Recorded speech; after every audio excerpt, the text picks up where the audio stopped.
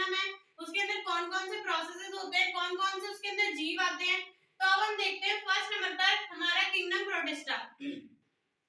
अब बताओ, जब हमने किंगडम प्रोटिस्टा की बात करी थी तो कौन से साइंटिस्ट थे और कौन सा किंगडम सिस्टम था जब प्रोटिस्टा जो किंगडम है वो फर्स्ट टाइम आया था। तो कौन सा किंगडम सिस्टम था, वो था हमारा थ्री किंगडम क्लासिफिकेशन था ना, थ्री किंगडम क्लासिफिकेशन। उस टाइम सबसे पहले कौन से साइंटिस्ट थे, हैकल। हैकल एक साइंटिस्ट थे जिन्होंने प्रोटिस्टा किंगडम की वो अपना विचार प्रस्तुत किया था कि एक तो किंगडम है, एक जगत तो ऐसा होना चाहिए जिसके अंदर ओनली यूकैरियोटिक और यूनिसेल्युलर जीव हो।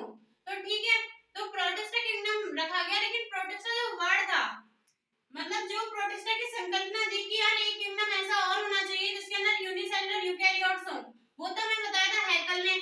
और जो नाम था प्रोटिस्टा, जो वर्ड था, वो हमें किसने दिया था, क्यूवियर ने। ठीक है, उसके बाद आता है हमने बैक्टीरिया या मोनेरा किंगडम में कैसे जीव पढ़े थे।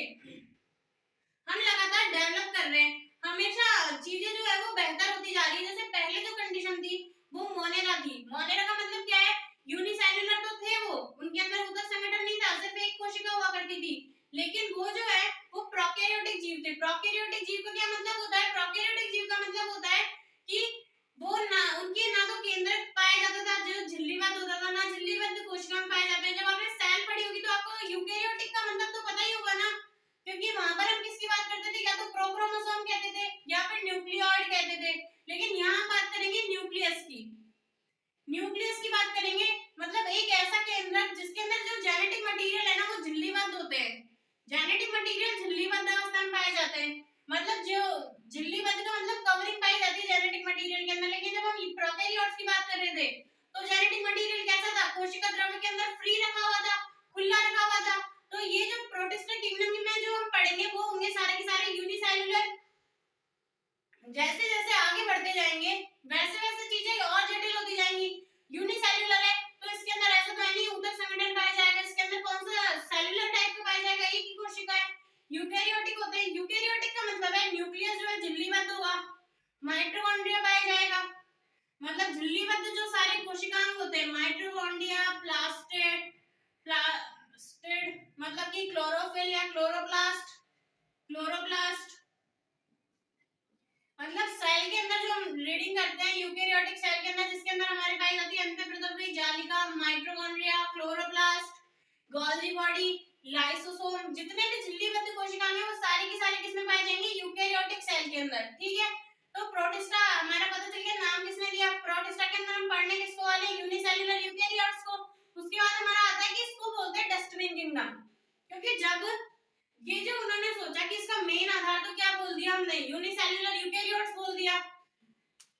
तो उन्होंने सोचा जब हम प्लांट्स में पढ़ेंगे, प्लांट्स में शैवालों के बारे में पढ़ेंगे, तो उसमें शैवाल आते हैं क्लोरेला, क्लेमाइडोमोनास, क्लेमाइडोमोनास। अब ये मुझे कोई बताएगा कि ये जो दोनों शैवाल है वो यूनिसेल्युलर होते हैं या मल्टीसेल्युलर होते हैं। लेकिन ये प्लांट्स के अंदर रखा गया है, इनकी जो सेल वॉल है वो सेलुलोजिक होती है, शैवालों की तरह दिखाते हैं।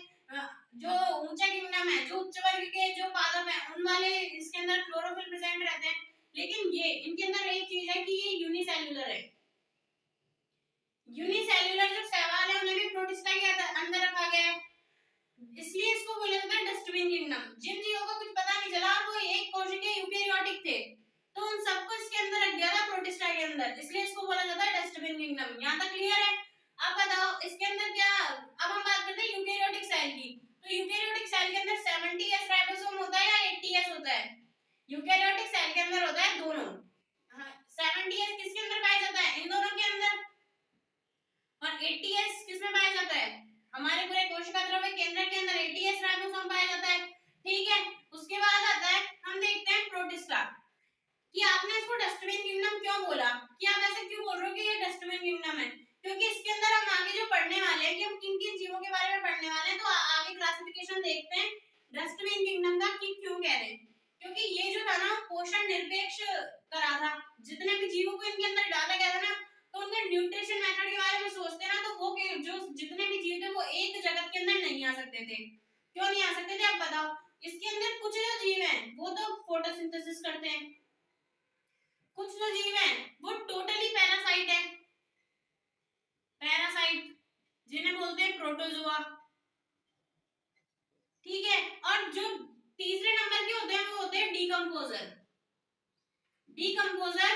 कंपोजर। डिकम्पोजर क्या होता है? डिकम्पोजर होते हैं वो बैक्टीरिया, वो जीव जो कि हमारे सड़े गले पत्तियों जीवों को नष्ट करते हैं, ठीक है। मतलब कि वो साइकिल चलती है ना, जो मिनरल साइकिल चलती रहती है, उसको उसमें मदद करते हैं। हमारी जो पत्तियां टूट जाती है पेड़ों से जंगलों के अंदर, उनको डिकम्पोज करने का काम बैक्टीरियाज भी करते हैं, कुछ कवक भी करते हैं। तो इसके अंदर हमारे आते हैं, जिसके बारे में हम पढ़ेंगे, वो होते हैं स्लाइम मोल्ड्स, ठीक है। स्लाइम मोल्ड को बोलते हैं औपंगी कवक। ये कवक जैसे दिखाई देते हैं लेकिन कवक होते नहीं, क्योंकि इनके अंदर जो है सेल वॉल नहीं पाई जाती, जबकि कवक को कोशिका भित्ति किसकी बनी रहती है? काइटिन की। फिर आता है फोटोसिंथेसिस करने वाले कौन कौन से हैं भाई? फोटोसिंथेसिस हमारे करते हैं डायटम्स,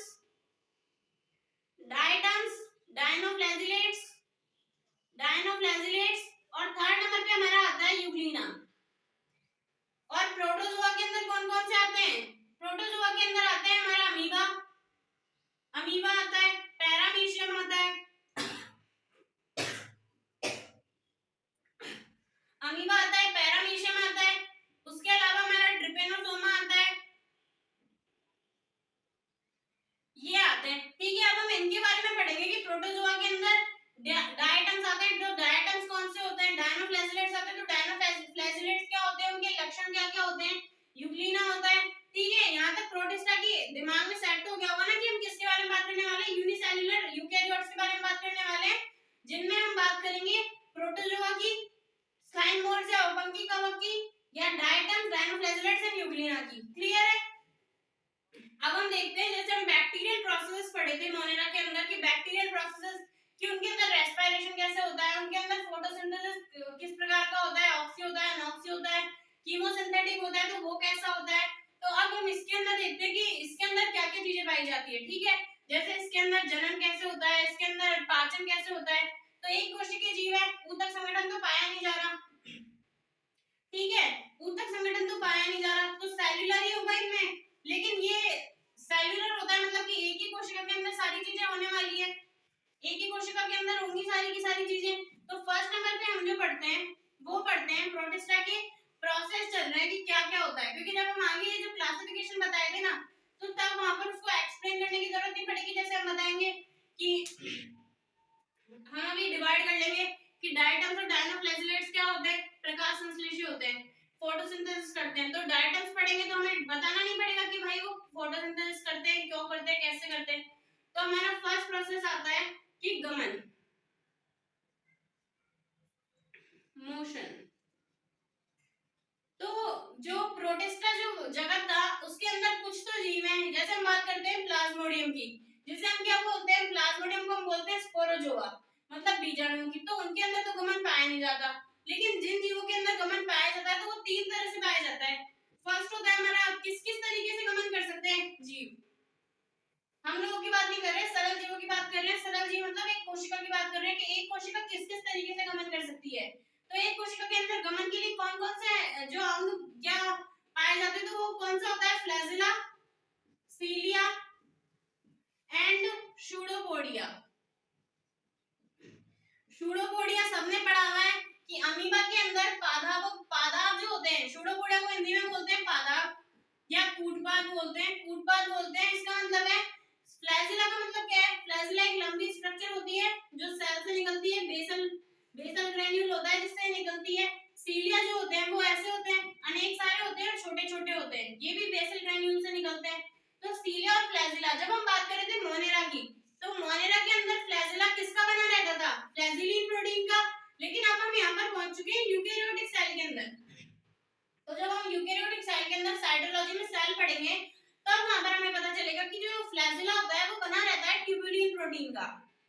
कौन सी प्रोटीन का? ट्यूबुलिन प्रोटीन का। सेम सीलिया भी है जो है वो ट्यूबुलिन प्रोटीन का बना रहता है, क्योंकि ये दोनों क्या है, मूवमेंट करवा रहे हैं, तो ऑब्वियसली ऐसी स्ट्रक्चर होगी, ट्यूब्यूल्स होंगे, ट्यूब्स होंगी, ट्यूब्स ही तो है ये सीलिया। ये छोटी वाली की बात कर रहे हैं, बड़ा है, ये छोटा है, सेम ऐसे, ठीक है। तो ट्यूब्यूल्स है, तो जो प्रोटीन होती है उसे क्या बोला? Tubulin protein.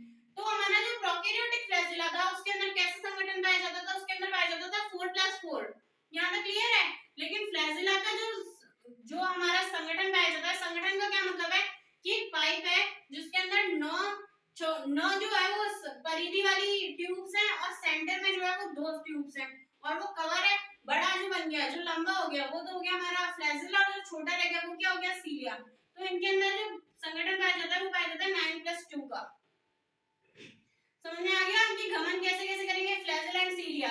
सीलिया का एग्जांपल हम जैसे लेते हैं, सीलिया की जब बात करेंगे तो हमारा आएगा जैसे पैरामीशियम।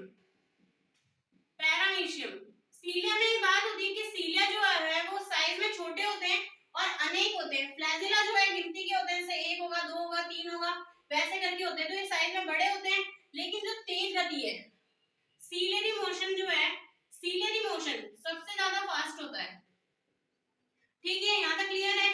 फ्लैजिला हो गया। फ्लैजिला का एग्जांपल जब हम देखेंगे तो फ्लैजिला तो जैसे डायटम्स जो है, सॉरी डायनोफ्लैजिलेट्स, डायनोफ्लैजिलेट्स, डायनोफ्लैजिलेट्स का तो नाम ही इसीलिए रखा गया है, डाई मतलब दो, फ्लैजिलेट मतलब दो फ्लैजिला पाए जाते हैं इसके अंदर बड़े, तो इसलिए इसका नाम रखा गया डायनोफ्लैजिलेट्स। डायनोफ्लैजिलेट, ट्रिपेनोसोमा, ट्रिपेनोसोमा ये भी जो है वो फ्लैजिला द्वारा मूवमेंट करता है। ठीक है, उसके बाद आता है शूडोपोडिया। शूडोपोडिया का सबको पता है कि शूडोपोडिया में गमन किसके द्वारा, किसमें होता है गमन, शूडोपोडिया द्वारा। अमीबा के अंदर ऐसा होता है, यहाँ पे उसको फूड दिखाई दे गया, आगे मूवमेंट करेगा, आगे बढ़ता जाएगा और ये चीज यहाँ आ जाएगी, सेम इसके अंदर ले लेगा फिर इसको। तो इस वाले मूवमेंट को क्या बोलते हैं, शूडोपोडिया लोकोमोशन। ठीक है, प्रोटिस्टा जगत के अंदर क्योंकि हम एक ही कोशिका की बात कर रहे हैं, तो एक कोशिका किस किस तरीके से गमन कर सकती है उसकी बात देखिए, फ्लैजिला द्वारा, सीलिया द्वारा या फिर शूडोपोडिया द्वारा। यदि स्पोरोजुआ की बात करेंगे तो स्पोरोजुआ के अंदर गमन नहीं पाया जाता, डायटम्स के अंदर नहीं पाया जाता, डायटम्स के अंदर भी जो है वो फ्लैजिला नहीं पाया जाता, सिर्फ जनरल जब रिप्रोडक्टिव फेज आती है उसकी तब पाया जाता है। ठीक है, अब हम देखते हैं श्वसन। तो सबको पता है श्वसन कैसे होगा, चलो बताओ, एक कोशिका के अंदर श्वसन कैसे होता है। एक कोशिका के अंदर श्वसन होता है सामान्य जो उसकी कोशिका झिल्ली होती है उसके द्वारा, और गैसेस आपको पता है गैसेस जो है वो विसरण कर सकती है। ठीक है, विसरण कर सकती है। अब हमने वो डिवाइडेशन करा था जिसके अंदर आया था फोटोसिंथेसिस। तो फोटोसिंथेसिस कौन कौन से करते थे, डायटम्स, डायनोफ्लैजिलेट्स, उसके बाद यूग्लिना। क्लियर है, उसके बाद जो पैरासाइट थे मतलब प्रोटोजोआ। प्रोटोजोआ कैसे होंगे, ये हम बात कर रहे हैं पाचन पद्धति, पाचन पद्धति के बारे में बात कर रहे हैं कि जो प्रोटिस्टा के जो सदस्य हैं वो किस किस तरह से पाचन कर सकते हैं। तो हमारे जो diatoms and dinoflagellates and Euglena जो होते हैं वो प्रकाश की उपस्थिति के अंदर, सूर्य की उपस्थिति के अंदर क्या करते हैं, फोटोसिंथेसिस करते हैं। प्रोटोजोआ जो होते हैं वो सारे पैरासाइट होते हैं। जितने भी प्रोटोजोआ पढ़ेंगे, प्रोटोजोआ के अंदर 4 क्लास पढ़ेंगे, तो वो सारे के सारे प्रोटोजोआ जो होते हैं वो पैरासाइट्स होते हैं। ठीक है, उसके बाद आता है हमारा स्लाइमोड्स, सैप्रोफाइट। सैप्रोफाइट क्या होते हैं, मृतोपजीवी। मृतोपजीवी मतलब जो सड़ी गली पत्तियों का पाचन करते हैं। तो सड़ी गली पत्तियों का पाचन कौन कर रहा था, स्लाइमोड्स, स्लाइमोड्स। ठीक है, उसके बाद आता है फोटोसिंथेसिस हो गया, पैरासाइट हो गए, मृतोपजीवी हो गए। लेकिन जो यूग्लिना है, यूग्लिना क्या है, ये स्पेसिफिक है, इसे याद रखना कि यूग्लिना जो होता है वो मिक्सोफाइट होता है। अब भाई ये क्या होता है, मिक्सोफाइट क्या होता है, मिश्रपोषी बोलते हैं जिसे, कि जो यूग्लिना होता है वो मिश्रपोषी होता है। यूग्लिना में क्या है, यूग्लिना है ना दिमागदार इंसान था। यूग्लिना क्या करता है, जब उसको सनलाइट मिल जाती है तब तो वो करेगा फोटोसिंथेसिस, और यदि उसको सनलाइट नहीं मिलती तो वो परजीवी होता है, मृतोपजीवी होता है। ठीक है, तो मिक्सोफाइट होता है यूग्लिना। यहाँ तक पाचन समझ में आ गया, गमन हमने देख लिया। अब हम देखते हैं कि सेल वॉल किस किस के अंदर पाई जाती है। तो हमारी सेल वॉल जो है वो किस किस के अंदर पाई जाती है, डायनोफ्लैजिलेट्स एंड डायटम्स के अंदर। डायनोफ्लैजिलेट्स एंड डायटम्स दो ऐसे जीव हैं जिनके अंदर क्या पाई जाती है, सेल वॉल। और प्रोटिस्टा एक कोशिका की सेल वॉल किस चीज की बनी हुई रहती है, सेल्यूलोज की। सेल वॉल जो है सेल्यूलोज की बनी रहती है। यहाँ तक क्लियर है, पाचन पद्धति समझ में आ गई, गमन समझ में आ गया। अब हम देखते हैं प्रोटिस्टा का लाइफ साइकिल। किया हमने उस टाइम तो बात ही नहीं करी थी मोनेरा के टाइम पर लाइफ साइकिल की। मोनेरा के टाइम पर लाइफ साइकिल की बात कैसे करते, मोनेरा तो एमाइटोटिक डिवीजन दिखाता है, एमाइटोटिक डिवीजन में फर्क ही नहीं पड़ता, वो मियोसिस और माइटोसिस तो करेगा ही नहीं। तब हम बात करते हैं थर्ड टॉपिक हमारा लाइफ साइकिल, कि लाइफ साइकिल कैसी कैसे प्रेजेंट रहती है। ठीक है, लाइफ साइकिल कैसी प्रेजेंट रहती है। तो फर्स्ट आता है हमारा कि एन 2n। ठीक है, या तो जो एक कोशिका पाई जा रही है, एक कोशिका पाई जा रही है, जो उसका केंद्र होगा या तो द्विगुणित होगा या फिर क्या होगा, अगुणित होगा। तो द्विगुणित किसमें होता है और अगुणित किसमें होता है? अब मुझे बताओ कि हमने बात करी डायटम्स की। डायटम्स जो है नाम से पता चल रहा है, तुम थोड़ा आइडिया लगाने की कोशिश करो कि डायटम, कि हम इसको याद तो रख सकते हैं इस तरीके से कि डायटम्स जो होंगे वो द्विगुणित होंगे। ठीक है, लेकिन डायटम्स का मतलब तो ये होता है कि डायटम्स का मतलब होता है इस जो ये जो जीव होते हैं उनको दो बराबर भागों में बांटा जा सकता है तल से, इसलिए इसका नाम डायटम्स रखा गया था। लेकिन जो द्विगुणित जीव होते हैं वो डायटम्स का एग्जांपल है। अगुणित का एग्जांपल क्या होगा फिर? डायनोफ्लैजिलेट्स। डायनोफ्लैजिलेट्स। अब लाइफ साइकिल की बात कर रहे हैं कि अगुणित प्रकार, अगुणित एंड द्विगुणित। ठीक है, एंड द्विगुणित। तो अब मुझे बताओ, जो एक कोशिकीय जीव है एन इसकी सेल, ये इसका केंद्रक हुआ, ये जो है वो अभी हम जनन के बाद में जनन की बात करेंगे तो इनके अंदर लैंगिक जनन पाया जाता है। प्रोटिस्टा के अंदर लैंगिक जनन पाया जाता है, अलैंगिक भी पाया जाता है। अलैंगिक तो पाया जाएगा, एक कोशिका है तो द्विविभाजन करेगी। हम पहले लाइफ साइकिल देख लेते हैं। ये जो है वो जनक कोशिका है। जनक कोशिका को युग्मक बनाने के लिए क्या करना पड़ेगा? ये अगुणित सेल है, अगुणित सेल है तो इस युग्मक जो होते हैं वो कैसे होते हैं? जो हमारे गैमेट्स होते हैं कैसे होते हैं? एन प्रकार के होते हैं ना। तो एन प्रकार की कोशिका से एन प्रकार के युग्मक बनाने के लिए क्या करना पड़ेगा? समसूत्री विभाजन या माइटोसिस। माइटोसिस यहां तक क्लियर है? माइटोसिस ही करेंगे, समसूत्री विभाजन ही करेंगे। एन का आधा n/2 तो करेंगे नहीं, एन करेंगे, गैमेट्स बन गए हमारे male gamete and female gamete. फिर उसके बाद जो है क्या हुआ? संलयन हुआ। संलयन हुआ तो जो हमारा जायगोट बना, जायगोट कैसा बन जाएगा? इससे 2n प्रकार का जायगोट बन गया। लेकिन जो जीव है वो n है, तो इसके अंदर जो है कैसा अर्धसूत्री विभाजन होगा? जायगोटिक, जायगोटिक मियोसिस। तो ये जो प्रकार का लाइफ साइकिल है जिसके अंदर जो जनक है वो n प्रकार का होता है, उसके अंदर जायगोटिक मियोसिस प्रेजेंट रहता है, तो वो किसके अंदर होता है? हमारे डायनोफ्लैजिलेट्स के अंदर।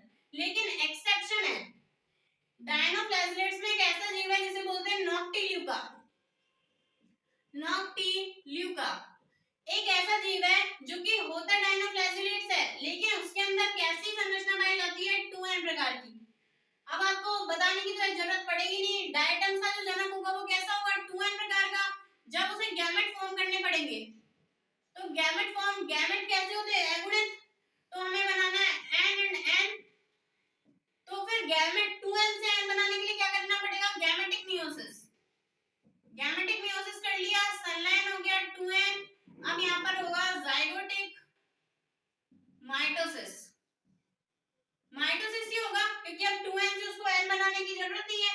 2n से n, ये पहले बीजाणु बनाता है, बीजाणु के बाद वृद्धि करता है, फिर 2n फॉर्म कर लेता है। तो लाइफ साइकिल दो तरह की हो गई, अगुणित और द्विगुणित। ठीक है, अब हम देखते हैं जनन। जनन यहाँ तक क्लियर है ना? जनन जो है, जनन तो सिंपल टॉपिक है, एक कोशिकीय जीव को जनन करना है। एक कोशिकीय जीव सबसे सरल तरीका अमीबा में, अमीबा के अंदर कैसे जनन पाया जाता है? अमीबा कैसे जनन करता है? अमीबा जो है वो बाइनरी फिजन करता है, बाइनरी डिवीजन करता है, द्विविभाजन करता है। तो अब हम फोर्थ टॉपिक देखते हैं, जनन, कि ये जो है जनन कैसे करते हैं। तो ऑब्वियसली अलैंगिक जनन प्रेजेंट होगा, अलैंगिक, एसेक्सुअल, एसेक्सुअल भी होगा एंड सेक्सुअल भी होगा। जनन किस प्रकार से, ये हम प्रोटिस्टा की प्रोसेस देख रहे हैं कि क्या है, ताकि हमारे दिमाग में थोड़ा माइंडसेट क्लियर हो कि हम किस चीज के बारे में पढ़ रहे हैं। ये डायटम्स होते क्या हैं, डायनोफ्लैजिलेट्स क्या होते हैं। तो अलैंगिक जनन, अमीबा की बात करते हैं, पैरामीशियम की बात करते हैं, तो वो कैसे जनन करते हैं? बाइनरी डिवीजन, मतलब द्विविभाजन द्वारा द्विविभाजन कर लेते हैं, खंडन कर लेते हैं। सेक्सुअल कैसे होता है? सेक्सुअल का मतलब है गैमेट फॉर्म होंगे, गैमेट्स फॉर्म हो रहे हैं तभी तो सेक्सुअल डिवीजन बोल रहे हैं, जायगोट बन रहा होगा, गैमेट बन रहा होगा। तो ये तीन तरह से हो सकता है, आइसोगैमी, एनाइसोगैमी एंड ऊगैमी। अब गैमी का मतलब क्या होता है? गैमी का मतलब होता है संलयन, गैमी का मतलब होता है संलयन, गैमी का मतलब गैमेट जो है वो संलयन कर रहे हैं, तो इसलिए बोल रहे हैं इसको संयुग्मन है जी। असंयुग्मनजी एंड अंडयुग्मनजी। तो सेक्सुअल जो होता है वो लैंगिक जनन।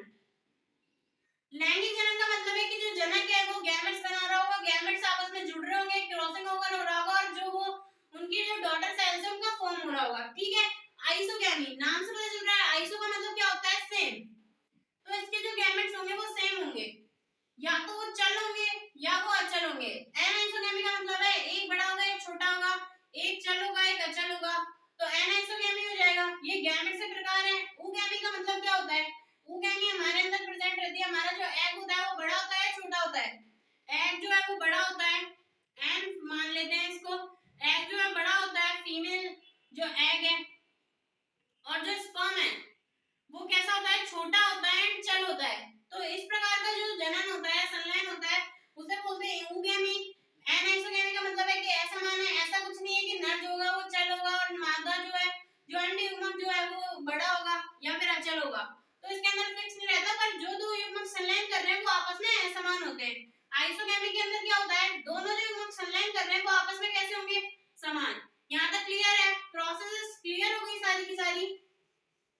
अब हम हमारा पहला जो क्लास है वो देखते हैं। अब हम किसके बारे में पढ़ेंगे, यहाँ तक नॉर्मल प्रोटिस्टा की जो सामान्य लक्षण थे उनके बारे में पढ़ लिया कि भाई प्रोटिस्टा प्रकाश संश्लेषी भी हो सकते हैं, प्रोटिस्टा फ्लैजिला द्वारा गमन भी कर सकते हैं, प्रोटिस्टा सीलिया द्वारा भी गमन कर सकते हैं। अब हमारा जो पहला क्लास आता है वो हम देखते हैं डायटम्स।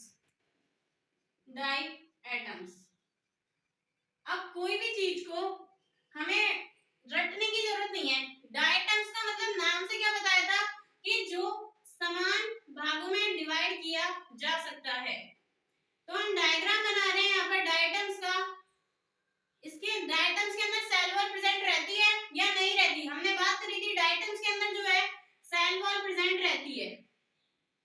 तो ये हो गई इसकी, इधर की साइड लिखते हैं, यहाँ पर ही सेल वॉल के बारे में जो भी लिखना होगा वो सब बता देंगे, सेल वॉल। अब हम डायटम्स की कॉमन बात कर लेते हैं। आप मुझे बताओ ये जो प्रोटिस्टा थे एक कोशिकीय हैं, तो ऐसा तो है नहीं हमारी तरह पृथ्वी पर चल रहे हैं घूम रहे होंगे। तो डायटम्स जो प्रोटिस्टा हैं वो क्या है, मेनली पाए जाते हैं किसमें, जल में।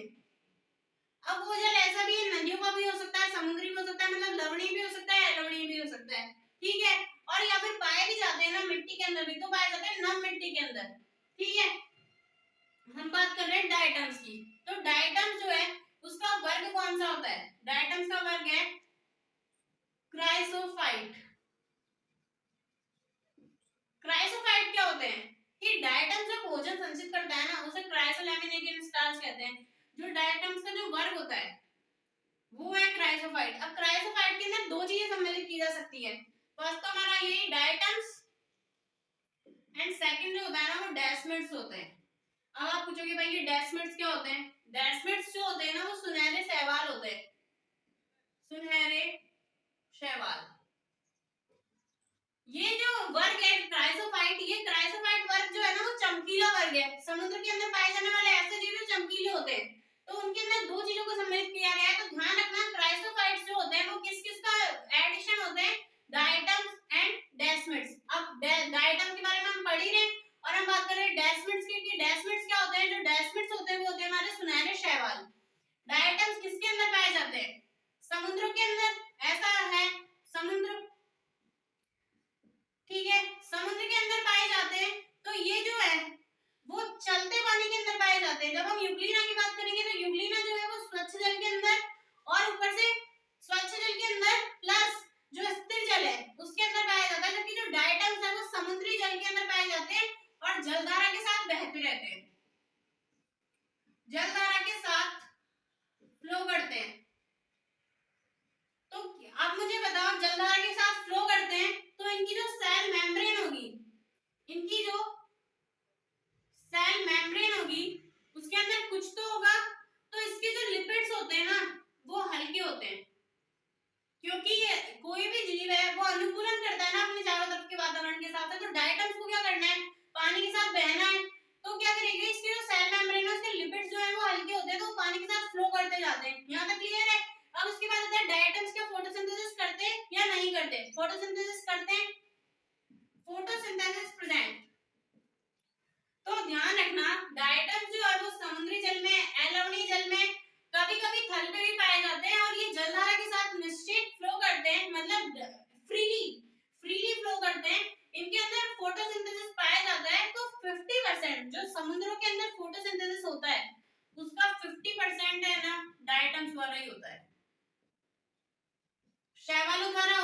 सबसे ज्यादा फोटोसिंथेसिस, क्योंकि शैवाल किस पे पाए जाते हैं, समुद्र की तल पर पाए जाते हैं। हमारे अर्थ पर 7 महासागर है, तो इतना सारा जो है वो थल तो हमारा बहुत कम क्षेत्रफल है, पूरी ऊपर की साइड नीचे की साइड प्रशांत महासागर है, तो वहाँ शैवाल है।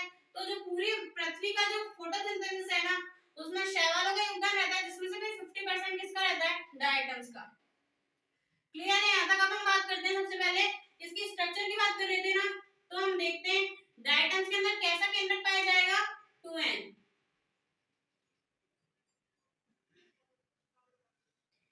ठीक है, और ये इसका कोशिका द्रव्य जो है वो घूमता इधर इस प्रकार से रहता है, घूमता हुआ तरीके से।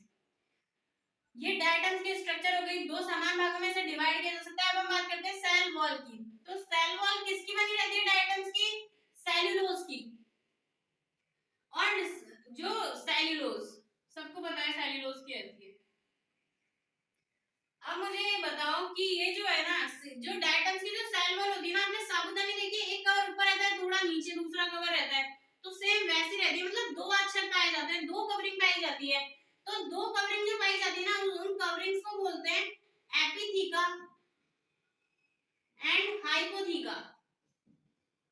हाइपोथीका। और मैंने क्या बोला कि जो सेल वॉल है वो कैसी दिखाई देती है, सेल वॉल जो है साबुदानी जैसी दिखाई देती है, साबुदानी।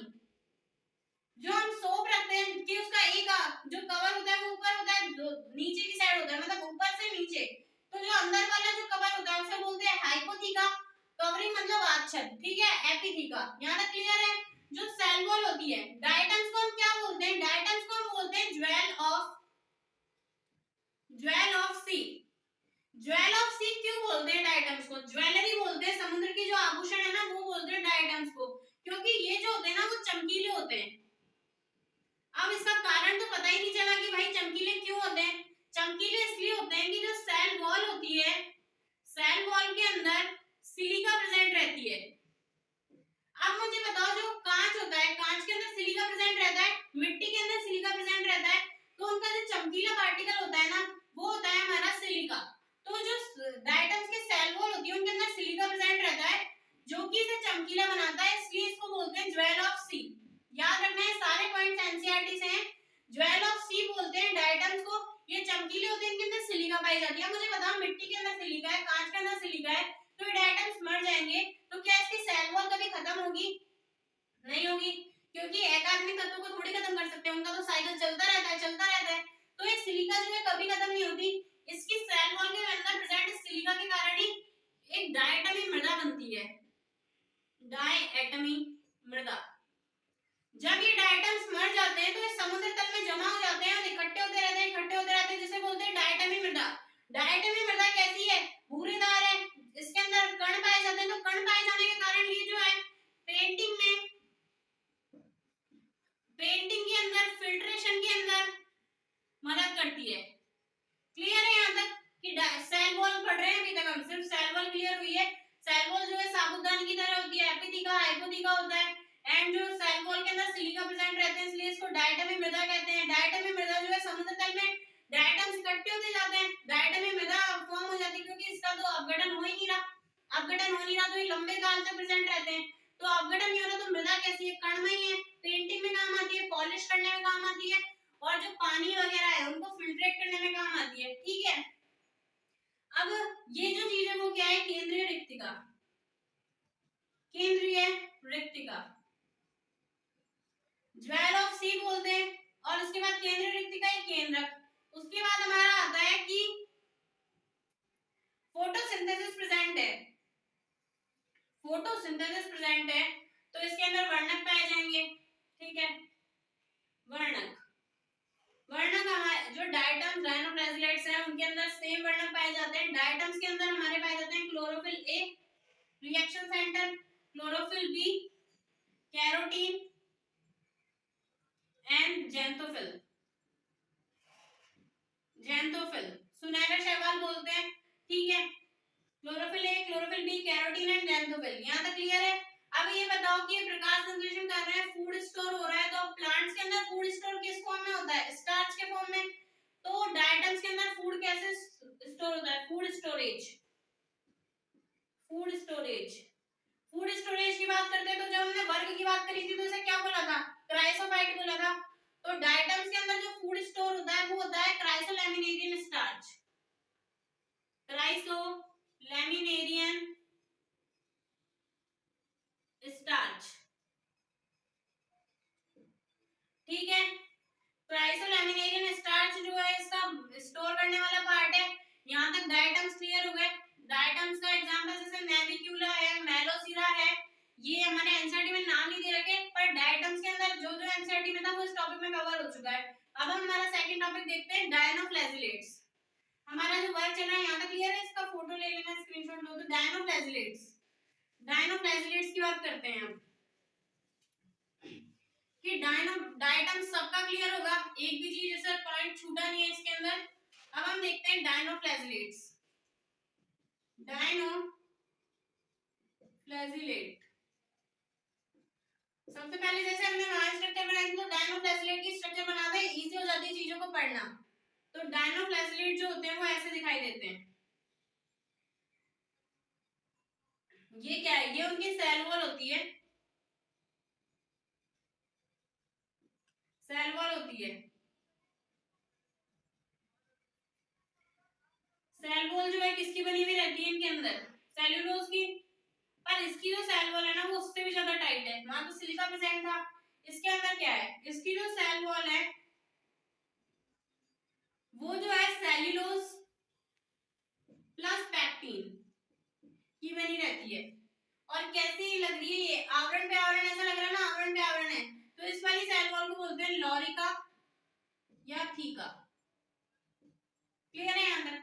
अब बताओ डायनोफ्लैजिलेट्स की बात कर रहे थे, तो डायनोफ्लैजिलेट्स सेम, डायनोफ्लैजिलेट्स के अंदर क्या पाए जाते हैं, इसके वर्ग की बात करते हैं पहले। इसका वर्ग होता है पायरोफाइट, जैसे वो क्राइसोफाइट थे वैसे इसका वर्ग कौन सा है, पायरोफाइट्स, ठीक है। अब हम बात कर रहे हैं डायनोफ्लैजिलेट्स की। डायनोफ्लैजिलेट मतलब दो फ्लैजिला होंगे। तो दो फ्लैजिला कौन कौन से होते हैं, फर्स्ट फ्लैजिला होता है ऐसा जो होता है पतला, और सेकंड जो फ्लैजिला होता है वो होता है लेटा हुआ और मोटा, ठीक है। ये क्लियर है ना ये वाला यहाँ तक, ठीक है। तो जो डायनोफ्लैजिलेट्स होते हैं उनके अंदर दो खांच पाई जाती है, एक तो जो होती है वो खड़ी खांच, दूसरी जो होती है वो लेटी हुई खांच। खड़ी जो खांच होती है, खड़ी खांच, खड़ी खांच को क्या बोलते हैं, सल्कस, सल्कस। और जो लेटी खांच होती है या फिर आड़ी, खड़ी को क्या बोलते हैं, लॉन्गिट्यूडनल, लॉन्गिट्यूडनल। एंड इसका मतलब क्या है, ट्रांसवर्स, ठीक है। जो खड़ी खांच होगी उसे बोलेंगे सल्कस, आड़ी जो खांच होगी उसे क्या बोलेंगे, एन्युलस, एन्युलस। अब मुझे बताओ जो चीज खड़ी रहेगी इसको लर्न करने का तरीका है कि भाई लेटा वाला जो फ्लैजिला होता है वो चौड़ा चपटा होता है, या फिर खड़ा वाला जो होता है वो चौड़ा चपटा होता है। तो जो खड़ा वाला होता है ना वो होता है पतला, जो लॉन्गिट्यूडनल जो फ्लैजिला होता है, फ्लैजिला वो होता है पतला संकरा, जबकि जो ट्रांसवर्स जो फ्लैजिला होता है वो होता है हमारा चौड़ा, वाइड होता है, ठीक है। लर्न करने में इजी हो जाएगा। सल्कस जो होती है वो खड़ी खांच होती है, और जो ट्रांसवर्स जो होती है वो एन्युलस होती है। इस बार ये जो होता है वो होता है हमारा चौड़ा चपटा, ट्रांसवर्स वाला, ट्रांसवर्स फ्लैजिला। ये वाला जो होता है वो हमारा कैसा होता है, लॉन्गिट्यूडनल फ्लैजिला, जो होता है हमारा पतला एंड सकरा। दो खांच पाई जाती है। इसके अंदर आपको रिक्तिका की कोई जगह दिखाई दे रही है तो इनके अंदर रिक्तिका नहीं पाई जाती, ठीक है। अब हम बात करते हैं डायनोफ्लैजिलेट्स का फर्स्ट टॉपिक। डायनोफ्लैजिलेट्स के अंदर गमन पाया जाता है। तो हम डायटम्स की बात कर रहे थे, उसके अंदर मैंने स्ट्रक्चर के अंदर कोई फ्लैजिला या सीलिया बनाए थे, तो उनके अंदर कोई फ्लैजिला एंड सीलिया नहीं पाए जाते, ठीक है। अब हम बात करते हैं इन सब के अंदर द्विविभाजन द्वारा अनुकूल परिस्थितियों के अंदर ये जो कोशिका है ना वो दो भागों में डिवाइड हो जाती है, द्विविभाजन द्वारा जन्म करती है। लेकिन इनमें अलैंगिक जनन या लैंगिक जनन भी पाया जाता है। लैंगिक जनन जैसे डायटम्स जो थे उनके अंदर समयुग्मकी, असमयुग्मकी, अंडयुग्मकी पाया जाता है। इसके अंदर जो पाया जाता है वो पाया जाता है समयुग्मकी और असमयुग्मकी, अंडयुग्मकी नहीं पाया जाता, ठीक है। ये होते हैं वो हमारे थे सुनहरे, ये होते हैं सुनहरे भूरे। सेल वॉल पाई जाती है, किस किस की बनी रहती है, सेल्यूलोज एंड पैक्टिन की, और उसे क्या बोलते हैं, लॉरिका एंड थीका, ठीक है। उसके बाद हमारा आता है दो खांच पाई जाती है, सल्कस एंड एन्युलस। उसके बाद हम बात करते हैं वर्णकों की, सेम वर्णक पाए जाते हैं, पर ब्राउन कलर के ज़ैंथोफिल जो है ज्यादा पाए जाते हैं, जिसकी वजह से इनका कलर कैसा होता है, डायनोफ्लाजेलेट्स का ब्राउन कलर होते हैं। तो वर्णक सेम है, chlorophyll A, B, carotene and xanthophyll. इसके अंदर एक मस्त चीज है कि इनके अंदर जो है ना जैव संदीप्तता पाई जाती है। जैव संदीप्तता का क्या मतलब होता है? जैव संदीप्तता का मतलब क्या होता है? चमकते हैं भाई। ये डायनोफ्लाजेलेट्स जो है ना वो चमकते हैं। इसका हमारा एग्जांपल आता है हमारा गोनियोलैक्स, जिम्नोडीनियम, पायरोस्पायरोडिनम, पायरोडीनियम, पायरो, इसका जो वर्ग है वो क्या होता है? पायरोफाइट होता है। तो जो इसके जो एग्जांपल है जैसे पायरोडीनियम, पायरोफाइट्स जो होते हैं, पायरोडीनियम, जिम्नोडीनियम, गोनियोलैक्स, वो सारे क्या होते हैं? चमकीले होते हैं। ठीक है, चमकीले होते हैं। यहाँ तक क्लियर है ना आप सबका? उसके बाद हम देखते हैं कि इसके अंदर वर्णक कैसे पाए जाते हैं। Chlorophyll A, chlorophyll B and carotene पाया जाता है इसके अंदर। हाँ, तो हम गमन की बात करते हैं। इसके अंदर गमन किसके द्वारा होगा? फ्लैजिला प्रेजेंट है, फ्लैजिला में क्रिस क्रॉस प्रेजेंट है, तो इसके अंदर जो गमन होगा वो होगा चक्रण चाबुक गति। चक्रण चाबुक गति, चक्रण चाबुक गति के द्वारा इनमें गमन पाया जाता है। चक्रण चाबुक का मतलब क्रिस क्रॉस होता है, क्रिस क्रॉस इसके फ्लैजिला प्रेजेंट है, तो इसके अंदर कैसा गमन पाया जाता है? चक्रण चाबुक गति का। तो हमारे वहां पर जो क्या संचित कर रहा था, डायटम जो है वो कर रहा था क्राइसोलैमिनेटिन स्टार्च। ये करे, ये क्या संचित करता है? ये करता है कार्ब्स एंड ऑयल। ये जो प्रकाश संश्लेषण द्वारा फूड फॉर्म करता है वो कार्बोहाइड्रेट और तेल के बूंदों के रूप में अपना जो भोजन है वो संचित करता है। इसके अंदर एक मस्त चीज ये होती है, अब मुझे एक बात बताओ, यूकेरियोटिक सेल थी, यूकेरियोटिक सेल की बात कर रहे हैं, ऑब्वियसली प्रोटिस्टा की बात कर रहे हैं। तो यहाँ तक ये इसका ले लेना स्क्रीनशॉट, उसके बाद मैं इसको मिटा देती हूँ कि अब हम बात करते हैं कि यूकेरियोटिक सेल की बात कर रहे हैं। तो जो न्यूक्लियस है, न्यूक्लियस के अंदर क्या प्रेजेंट रहेगा? न्यूक्लियस के अंदर क्या प्रेजेंट रहेगा? न्यूक्लियस के अंदर हमारा प्रेजेंट रहेगा डीएनए प्लस हिस्टोन प्रोटीन। बाइंडेशन के लिए हिस्टोन प्रोटीन पाया जाता था। मोनेरा की बात कर रहे थे तो मोनेरा के अंदर हिस्टोन प्रोटीन नहीं प्रेजेंट रहता, तो उसके अंदर क्या प्रेजेंट रहता है? पॉलीअमीन्स। तो यहाँ हिस्टोन प्रोटीन प्रेजेंट रहता है किसके अंदर? यूकेरियोट्स के अंदर। तो लेकिन डायटम जो है ना, इसका एक मस्त सा एक्सेप्शन है, इसे बोलते हैं मीसोकैरियोन, मतलब ये बीच की स्ट्रक्चर रखता है, मीसोकैरियोन बोलते हैं इसे। मीसोकैरियोन बोलते हैं इस चीज को कि मीसोकैरियोन क्या है भाई। मीसोकैरियोन की कैसे बात करेंगे? जैसे अब हम बात करते हैं, यहाँ पर हमारे पास प्रोकैरियोटिक सेल है, प्रोकैरियोटिक। तो प्रोकैरियोटिक के अंदर क्या होगा? डीएनए होगा प्लस पॉलीअमीन्स होंगे, पॉलीअमीन्स। अब हम बात करते हैं यूकेरियोटिक सेल की। तो यूकेरियोटिक के अंदर हमारे पास क्या होगा? DNA plus histone protein. लेकिन जो हमारा डायनोफ्लैजिलेट होता है, डायनोफ्लैजिलेटा, डायनोफ्लैजिलेट जो होता है ना, इसके अंदर DNA plus non histone present रहता है। ये तो भाई बीच की कंडीशन हो गई, इसके अंदर डीएनए पाया जा रहा है, सारी चीजें यूकेरियोटिक जैसी हैं। केंद्रक जो है उसके ऊपर आवरण पाया जा रहा है, कोशिकांग जो है झिल्लीबद्ध पाए जा रहे हैं, लेकिन इसके अंदर हिस्टोन प्रोटीन एब्सेंट रहती है। तो इस चीज को क्या बोलेंगे? इसको बोलते हैं मीसोकैरियोन।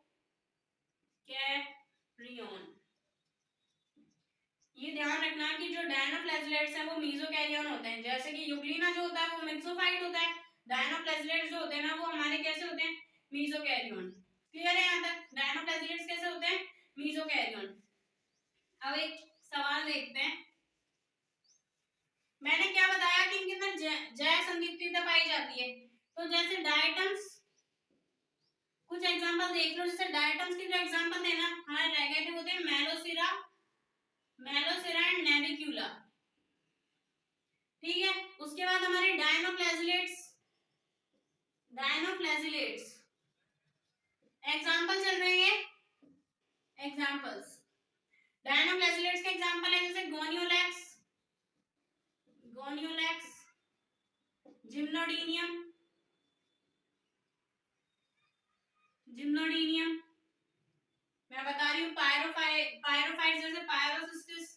ठीक है, अब ये गोनियोलैक्स जो है, ये जिम्नोडीनियम, डायनोफाइट्स कैसे होते हैं? जैव संदीप्तता, चमकीले दिखाई देते हैं। अब मेरा एक सिंपल सा क्वेश्चन है कि जो लाल ज्वर है, ज्वार, जो है वो किसके कारण होता है, एंड जो लाल समुद्र है, जो लाल समुद्र है ना वो किसके कारण है। इन दोनों में बहुत कंफ्यूजन होता है, ध्यान रखना। जो लाल ज्वर है ना, जो लाल ज्वर होता है, लाल रंग जो है लाल ज्वर का, वो लाल किस वजह से होता है, वो होता है हमारे डायनोफ्लैजिलेट्स की वजह से। वो कौन सा डायनोफ्लैजिलेट्स है, गोनियोलैक्स, गोनियोलैक्स। और जो लाल समुद्र का लाल रंग है वो किसकी वजह से होता है, वो हमारा एक बीजीए है, ब्लू ग्रीन एल्गी, जिसका नाम है ट्राइकोडेस्मियम, ट्राइकोडेस्मियम इरिथ्रियम।